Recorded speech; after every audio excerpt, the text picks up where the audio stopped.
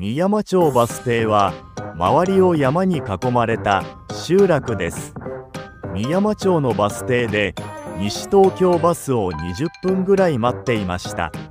その間5分おきぐらいに防犯のサイレンのようなものが鳴り響きます。1分弱で止まるのですが、5分ぐらいするとまたサイレンが鳴ります。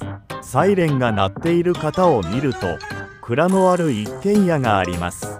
何か起きているのか、その家の前を郵便局のバイクが通り過ぎていきます。3回サイレンが鳴るのを聞きました。何があったかは確認が取れないままバスに乗りました。